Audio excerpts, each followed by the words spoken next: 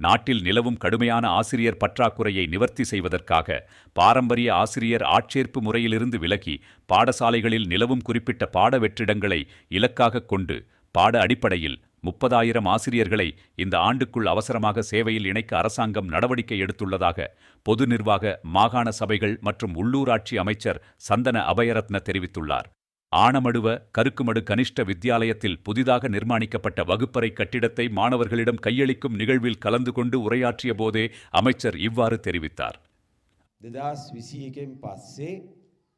குருரு பந்தவா ගැනීම විධිමත්ව සිද්ධ වුණේ නැහැ. 2021ஆம் ஆண்டுக்கு பின்னர் ஆசிரியர் நியமனங்கள் எதுவும் இடம்பெறவில்லை.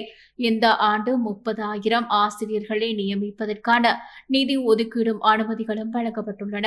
கடந்த மே மாதம் நடைபெற்ற போட்டி பரீட்சைக்கு பட்டதாரிகள் உட்பட சுமார் 1,80,000 தகுதியான விண்ணப்பதாரர்கள் தோற்றியிருந்தனர்.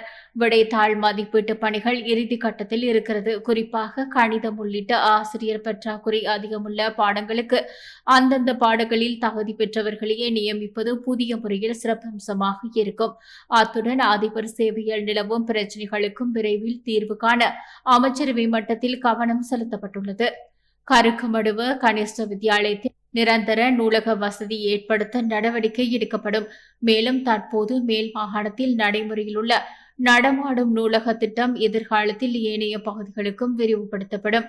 அரசு ஊழியர்கள் மற்றும் ஆசிரியர்களின் வாழ்க்கை தரத்தை மேம்படுத்தும் நோக்கில் 2025 ஜனவரி முதல் 35% சம்பள உயர்வு வழங்கப்பட்டதோடு 2026 ஜனவரியில் மேலும் 35%, 2027ஆம் ஆண்டில் எஞ்சிய 30% உயர்வும் வழங்கப்படும். மேலும் அரசு ஊழியர்களுக்கான வீடு மற்றும் காணி வாங்கும் சொத்து கடன் உச்சவரம்பு 30 லட்சம் ரூபாயிலிருந்து 50 லட்சம் ரூபாவாக உயர்த்தப்பட்டுள்ளது.